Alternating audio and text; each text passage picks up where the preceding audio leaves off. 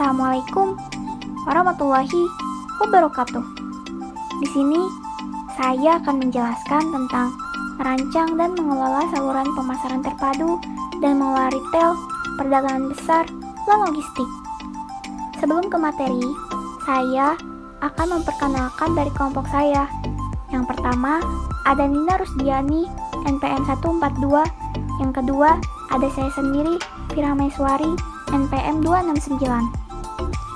Slide selanjutnya, ada beberapa pertanyaan mengenai materi ini. Yang pertama, apa itu sistem saluran pemasaran dan jaringan nilai? Yang kedua, pekerjaan apa yang dilakukan saluran pemasaran? Yang ketiga, bagaimana seharusnya saluran dirancang? Yang keempat, keputusan apa yang dihadapi perusahaan dalam mengelola saluran mereka? Yang kelima, bagaimana seharusnya perusahaan mengintegrasikan saluran? Yang keenam, apa masalah saluran utama dalam e-commerce? 7. Apa masalah saluran utama dalam m-commerce? 8. Bagaimana seharusnya perusahaan mengelola konflik saluran? Di sini saya akan menjelaskan mengenai pertanyaan yang pertama terlebih dahulu, yaitu apa itu sistem saluran pemasaran dan jaringan nilai? Penciptaan nilai yang sukses membutuhkan pengiriman nilai yang berhasil. Alih-alih membatasi fokus mereka pada pemasok, distributor, dan pelanggan langsung, mereka, pemasar holistik, memeriksa keseluruhan rantai pasokan sebagai jaringan nilai, termasuk pemasok-pemasok mereka di hulu dan pelanggan distributor mereka di hilir. Mereka juga melihat bagaimana teknologi mengubah cara pelanggan berbelanja dan mengecer, menjual, dan menemukan cara baru dan berbeda untuk mendistribusikan dan melayani penawaran mereka. Saluran pemasaran dan jaringan nilai sebagian besar produsen tidak menjual barang mereka langsung ke pengguna akhir. Di antara mereka berdiri seperangkat perantara yang melakukan berbagai fungsi. Perantara ini merupakan saluran pemasaran, juga disebut saluran perdagangan atau saluran distribusi. Secara formal, saluran pemasaran adalah sekumpulan organisasi yang saling bergantung yang berpartisipasi dalam proses membentuk produk atau layanan tersedia untuk digunakan atau dikonsumsi. Mereka adalah serangkaian jalur yang diikuti oleh produk atau layanan setelah produksi, yang memuncak dalam pembelian dan konsumsi oleh pengguna akhir. Pertanyaan yang kedua, ada pekerjaan apa yang dilakukan saluran pemasaran? Saluran pemasaran tidak hanya melayani pasar, tetapi juga harus membuatnya.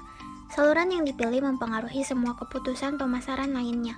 Harga perusahaan bergantung pada apakah ia pengguna penakan online atau butik berkualitas tinggi. Tenaga penjualan dan keputusan iklannya tergantung pada seberapa banyak pelatihan dan motivasi yang dibutuhkan dealer.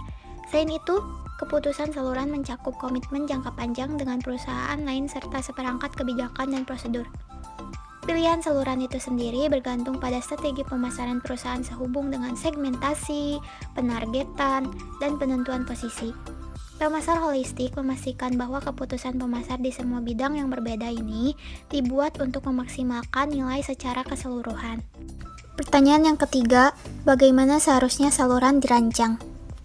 Untuk merancang sistem saluran pemasaran, pemasar menganalisis kebutuhan dan keinginan pelanggan, menetapkan tujuan dan kendala saluran, serta mengidentifikasi dan mengevaluasi alternatif saluran utama. Analisis pelanggan dan konsumen dapat memilih saluran yang mereka sukai berdasarkan harga, bermacam-macam produk, dan kenyamanan serta tujuan belanja mereka sendiri, ekonomi sosial, atau pengalaman. Pertanyaan yang keempat, keputusan apa yang dihadapi perusahaan dalam mengelola saluran mereka? 1. Memperkirakan volume penjualan dolar yang kemungkinan akan dihasilkan setiap alternatif. Tenaga penjualan perusahaan akan berkonsentrasi pada produk perusahaan, lebih terlatih untuk menjualnya menjadi lebih agresif dan lebih sukses karena banyak pelanggan akan lebih suka berurusan langsung dengan perusahaan. 2. Memperkirakan biaya penjualan volume yang berbeda melalui masing-masing saluran, melibatkan agen penjualan lebih murah, tetapi biaya naik lebih cepat karena agen penjualan mendapatkan komisi yang lebih besar. 3. Membandingkan penjualan dan biaya. Pertanyaan yang kelima, bagaimana seharusnya perusahaan mengintegrasikan saluran? Integrasi saluran harus mengenali kekuatan khusus penjualan online, offline, dan seluler. serta memaksimalkan kontribusi bersama mereka. Satu langkah pertama dalam perencanaan saluran global, seperti yang sering dilakukan dalam pemasaran, adalah mendekati pelanggan. Dua, perusahaan akan melihat pertumbuhan sistem pemasaran vertikal, horizontal, dan multi-channel baru-baru ini. Tiga, setelah mempertimbangkan beberapa masalah e-commerce dan m-commerce, perusahaan selanjutnya memeriksa bagaimana sistem ini bekerja sama, konflik, dan bersaing. Pertanyaan yang keenam, apa masalah saluran utama dalam e-commerce? Bagaimana perusahaan harus mengatur dan mengoperasikan situs web e-commerce mereka dengan cermat?